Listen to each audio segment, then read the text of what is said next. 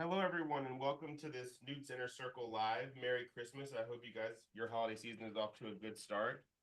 Newt's here, and he's going to start us off with a few remarks, and then we'll take questions. Remember, you can insert your questions in the Q&A section at the bottom of your screen. Thank you and welcome.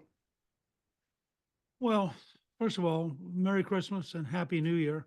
And this particular conversation comes at an amazing time in Washington.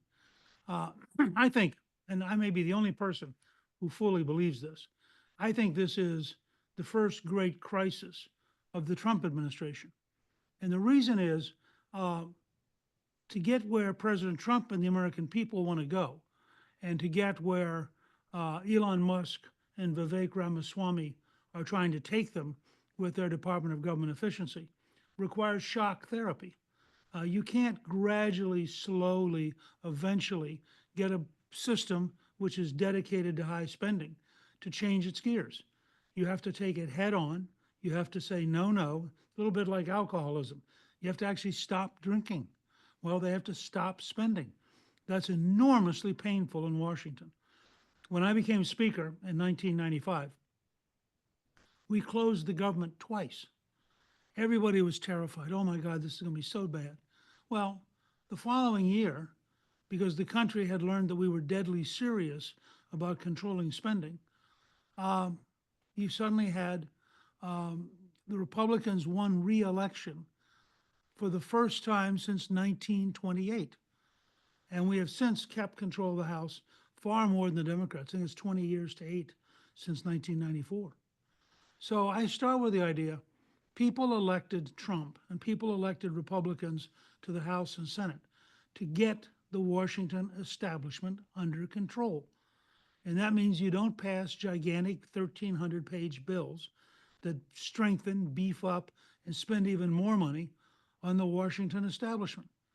And so I think that the president is right. I think that Elon Musk is right. But I think they're now in the fight. As I've said before and as I've written, this is the first de facto president we've ever had. You can tell how clearly the power has shifted because Joe Biden is back in Delaware. He's totally out of this fight. He's gone. Some people would argue, of course, that he's been mentally going for at least 2 years. But now it's very clear that he's just not engaged. The result is that the Democrats are going to get everything they can get. But the truth is, if Trump holds firm, they're not going to get much. Now, this requires real change among Republicans in the House and Republicans in the Senate. And really, part of the assignment's going to be for Elon Musk and Vivek Ramaswamy and President Trump and Vice President Vance to deal directly and gain working control of the House and Senate for their policies. This is going to be a wrenching, difficult situation. And of course, with Christmas coming up, everybody suddenly goes, oh my God, we can't stay in, we got to go home, et cetera. I know that. Look, I spent 20 years in the Congress. I had many a Christmas where on Christmas Eve I was driving home. So I get it.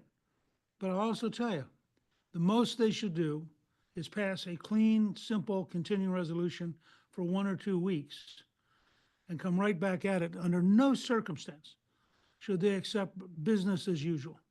Trump has now de facto become the president. He needs to impose his will, and that means if he has to get working control of the House. Here's the deal. If Trump can get every Republican, even if it's a narrow margin, 1, 2, 3 votes, if he can get every single one to agree that they will stick together as a team, he can get almost anything done.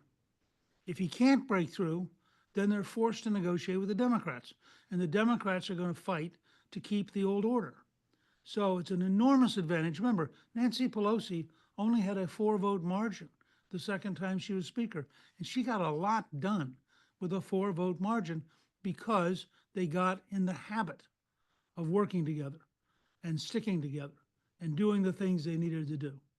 So I hope that this can be turned into a very useful, very profitable adventure in government, and that the president, the president-elect, vice president-elect, and Elon Musk and Vivek Ramaswamy can literally immerse themselves in the legislative process, learn the personalities, get the job done, knit together a House Republican majority that's coherent.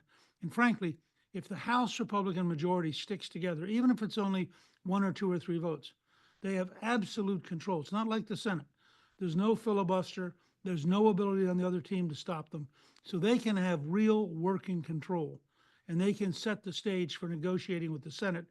And the Senate Republicans increasingly are pro-Trump, and I think it would be possible to work it together. But the fight has now started, and my fear is that if the president backs off, it'll set a terrible precedent for next year.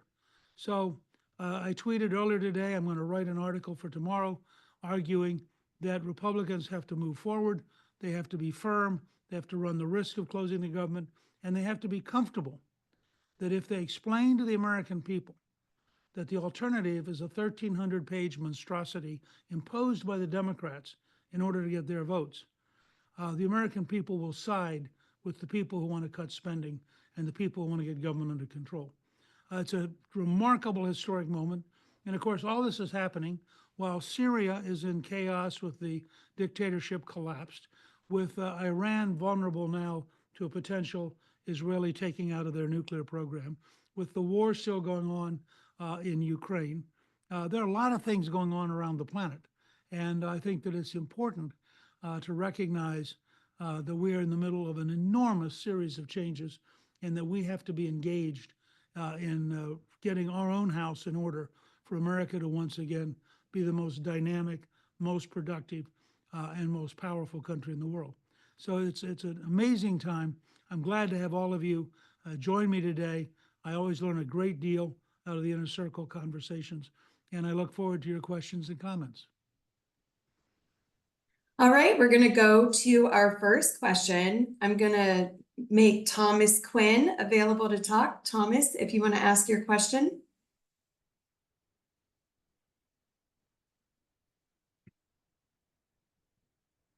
Thomas, are you there? I'm trying Perfect. We can hear you. We can hear you now. Okay. Merry Christmas. Happy New Year. The question, you actually answered half the question first. The necessity of doing this, I'll call it a fight, but doing this process of, no, we are not going to take 1,300 pages. We'll take 15 or 16. I'm just asking your opinion of the agreement possible with the conference, the entire Republican conference, and do they have the fortitude, like your conference did, to say, yes, the government shut down, but it's their fault, not ours. We can't vote. I'm just asking, do they have the courage? I don't know yet. I don't think anyone knows yet. This is a different environment. The fact that President Trump, after 9 years, with the country thoroughly knowing him, thoroughly knowing all the various characteristics, living through 2 impeachments, living through all those lawsuits, living through 2 assassination attempts, the country chose him. And therefore, I think there's a certain bias in favor of what President Trump wants to do. Now, the Republicans have a handful of people who wake up every morning and say, I'm going to vote no, what's the question? Just as Teddy Kennedy used to wake up every morning and say, the answer is more money, what's the question? And this handful of people, which when you have a very narrow margin, which remember I did not, I had a big enough margin, I could afford to have a half dozen people who were constantly no. But when you're down to 1, 2, 3, 4 votes, any small handful can just screw up the whole system.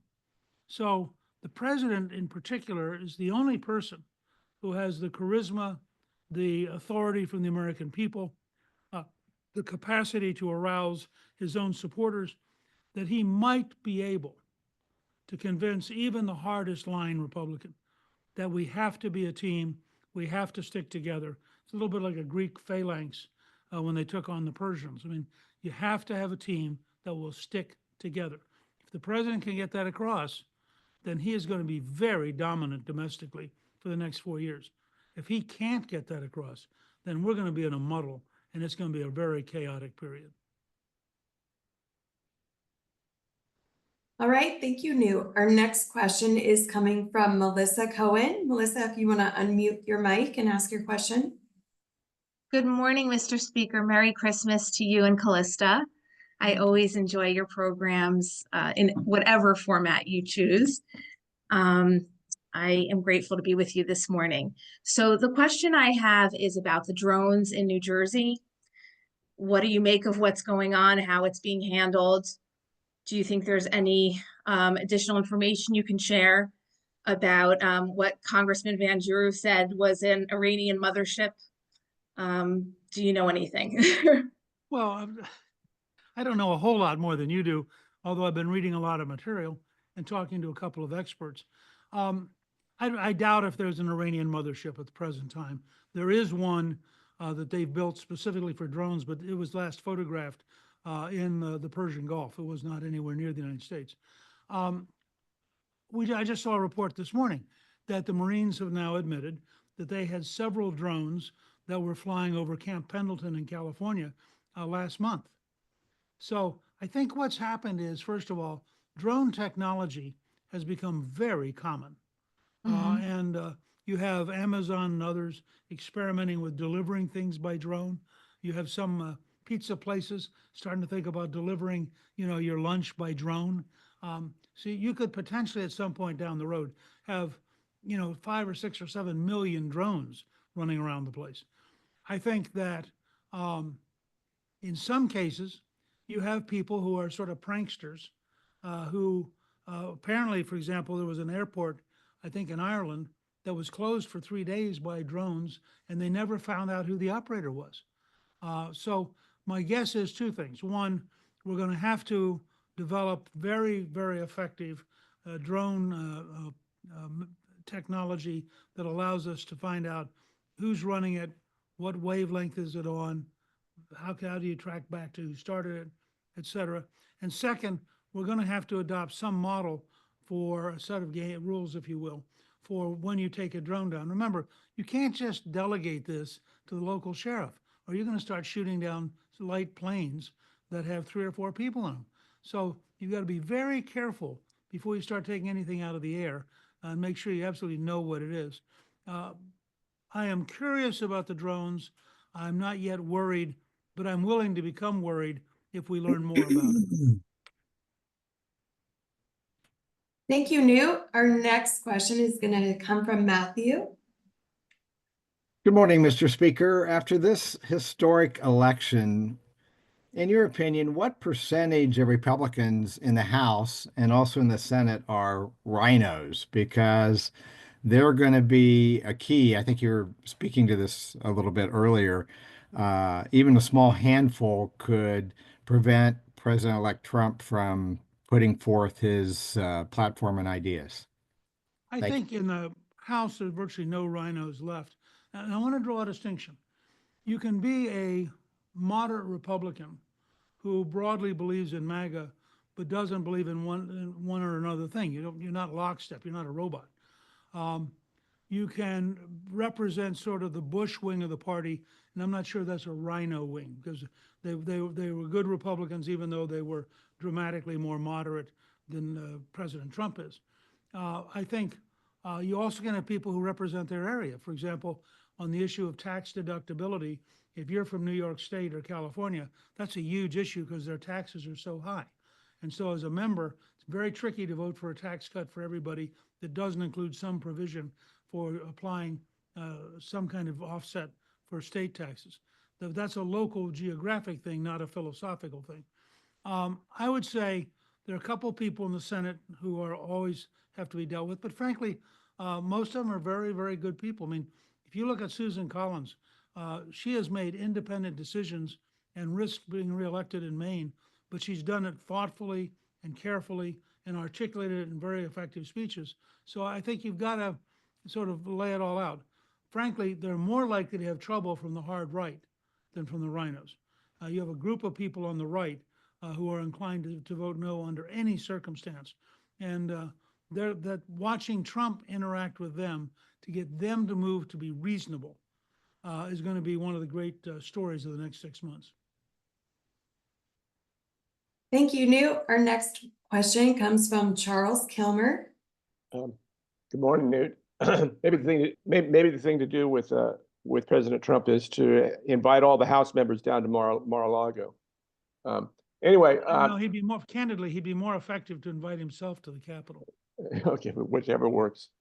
They all got to get together. Speaking of shock therapy, there's a guy by the name of Christopher Rufo wrote an article in the City Journal recently. He was a trustee at the New College in Florida.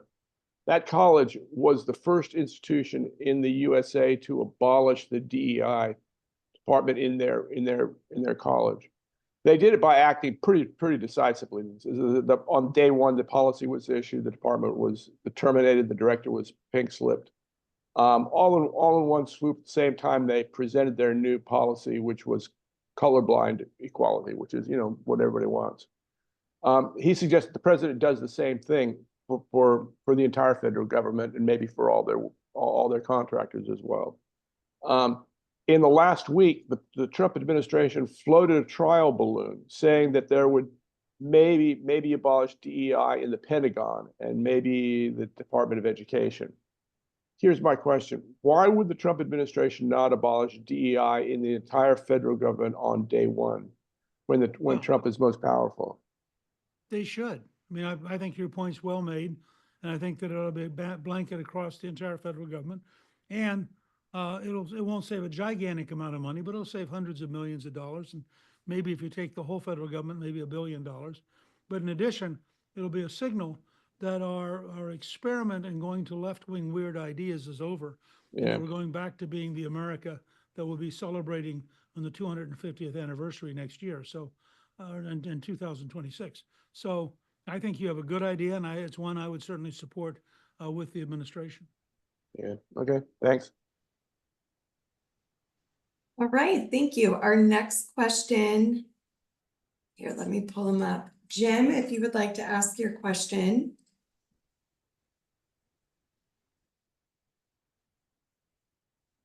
How and when, Newt, should Trump address the national debt problem, which is dominated by entitlements with the American people?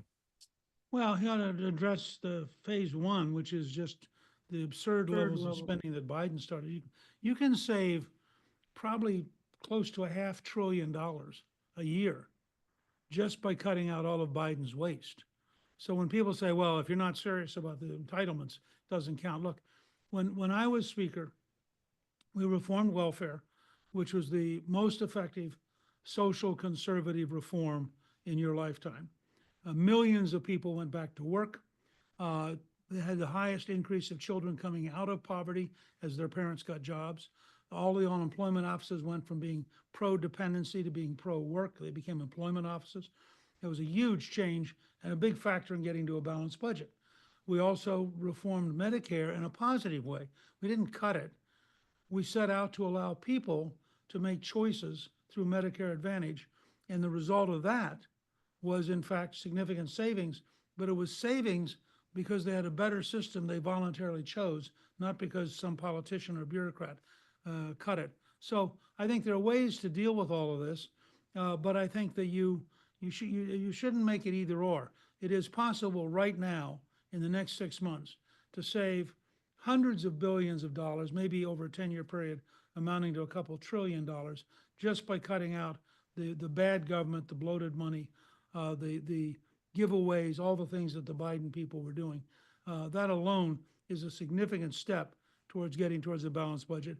And then, frankly, if you want to reform Medicare, Medicaid, Social Security, Veterans Affairs, you have to do it with the American people. They have to understand what you're doing. They have to agree that it's necessary. They have to be in favor of it. You cannot make those scale changes against the wishes of the American people. And I'm a deep believer in Lincoln's statement that with public sentiment, anything is possible. Without public sentiment, nothing is possible. And when you get around to the entitlements, you have to educate people enough that public sentiment is with you when you make the changes. Thank you, Newt. Our next question is coming from Gordon Austin. Good morning from Carrollton, Mr. Speaker. Gordon, good to talk to you. I was wondering what you make of the fact that 60% of young people thinking that murdering a CEO is either justified or they don't know if it's okay. I think this is a very, very disturbing trend. Well, it fits into the entire decay of American education. They have professors who are left-wing cuckoos, who have tenure and who teach dribble. And that's what they grow up surrounded by. I think it's very important to get back to teaching basic American values, basic American history, and getting people to understand the difference between right and wrong. And when you deal with a bunch of these left-wing professors, they believe in a situation ethics in which there is no right or wrong. There's just convenient and inconvenient. I also think it's a frightening comment that anybody would think that murder is an acceptable policy for any reason. Again, I think it goes back to become a conservative country has very clear understanding of right and wrong, of law and crime. A radical country is totally confused about what's what.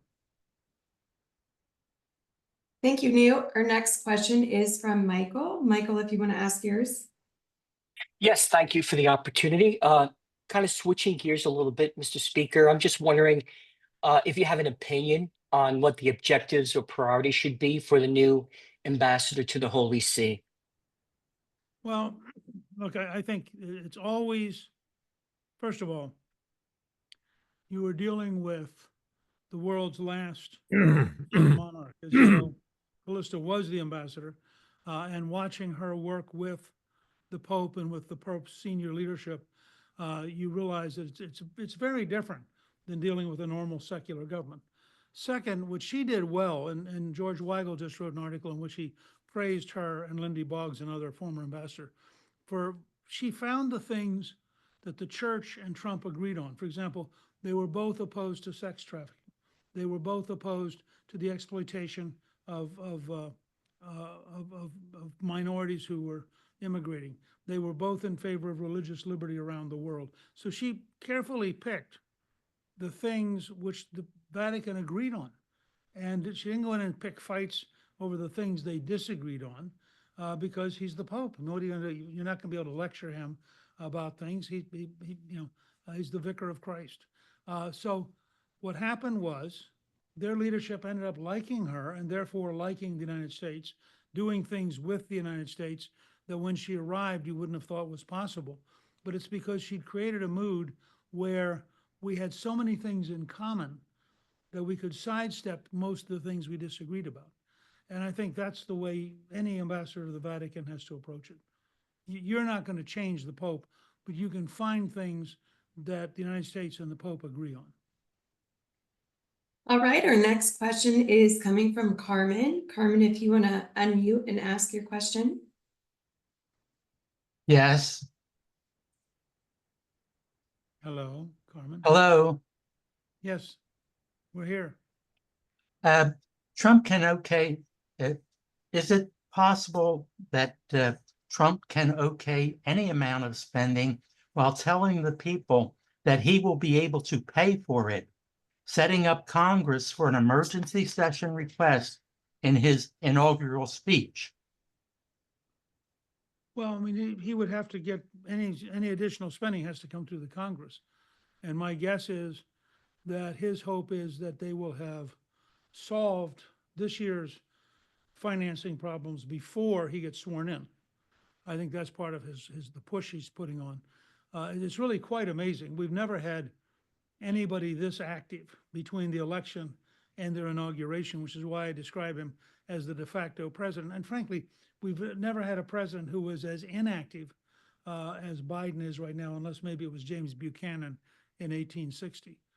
So it's a very interesting, very different kind of time.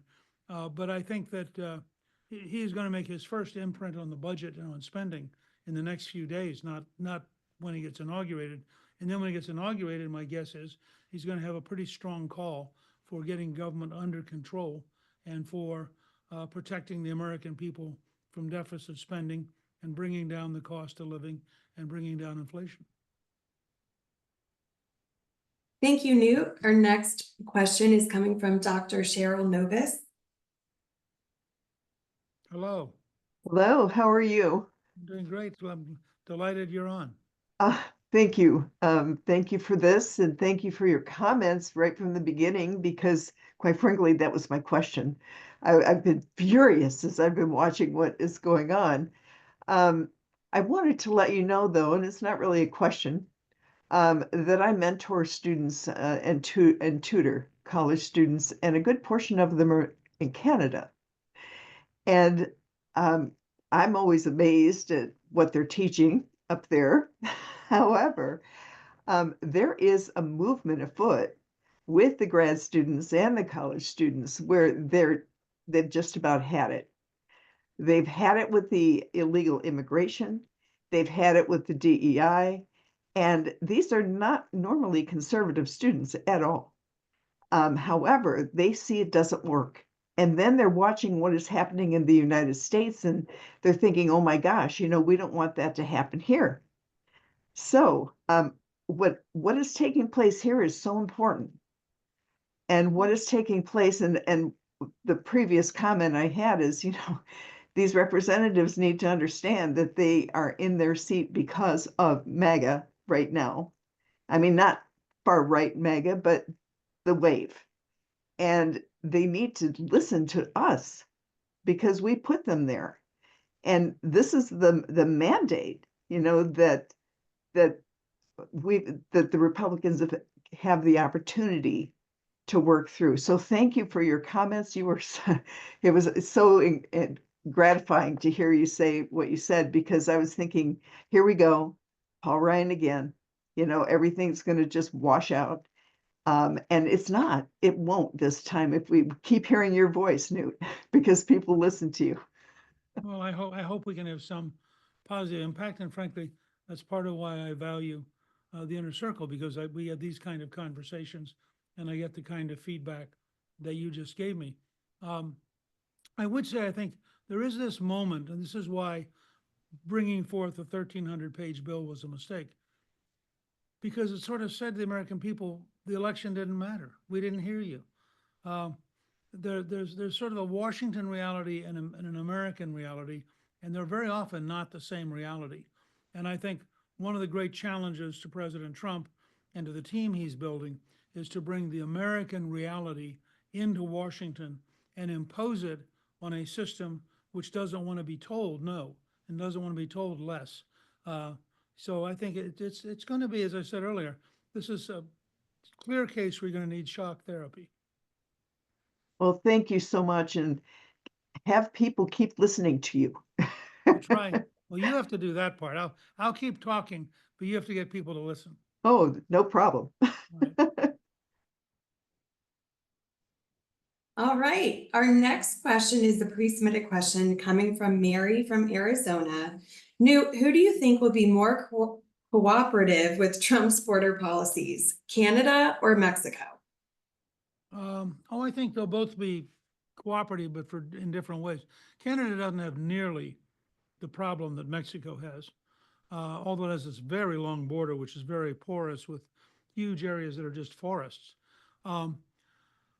I think Mexico is going to end up being pretty cooperative, because I think Trump is prepared to use tariffs and other leverages that really cut across. If you simply block returning cash from workers in America back home, the impact is almost immediate. If you block products coming into the United States, the impact is almost immediate. And so I think there's a real sensitivity in Mexico. They don't necessarily like it, but they have a real sensitivity that their economy depends on ours so much that they pretty much have to, in some way, work with us. And I think we'll probably, because of Trump's personality, we're going to get cooperation out of both countries. All right. Thank you, Newt. And then our next question, we have time for 2 more questions. So our next one is going to come from Kenneth Brown. Yes, Newt. I have a 3-point question. One is, what is your role in the second Trump administration? What are your plans to support President Trump? And what, as citizens, can we do to support his success? Well, I think my role is to be sort of an advisor, to look at grand strategy, to try to think ahead. For example, on how to get the tax bill through. I just wrote a piece saying we have to get it signed by the 4th of July. So one is to look at the whole system and offer strategic advice. I did this in the first term, and I think that the president thought it was useful. My second, I think that each of you can play a very major role in talking to your congressman, talk to your senators. I mean, right now is a good time. If you have friends and people on an email list or some other list, you can say to all of them, call your congressman and tell them, and your senator, and tell them that you want them to follow Trump's advice and not pass this gigantic bill. I think that would have a big impact. When Reagan passed the tax cuts in 1981, he got 46 Democrats in the House to vote with him. And Tip O'Neill complained that it was in fact because of the sheer impact of telephone calls that Reagan had aroused with a nationwide television address from the Oval Office. And he said that there was this tidal wave that just knocked us over. So I think you can have an impact and you can help President Trump gain control of Washington. And there's a real role for citizens to be active. And if you read Reagan's farewell address in January of 1989, he very clearly says at one point that people, I'm paraphrasing, but he said, people say that I won great legislative victories, but it wasn't true. Every legislative victory I won came because you, the American people, called your congressman and insisted that they do it. And I think you read that and you realize that the key is grassroots Americans insisting that their members of Congress do the right thing. Thank you, Newt. And our last question will come from Charles Kilmer again.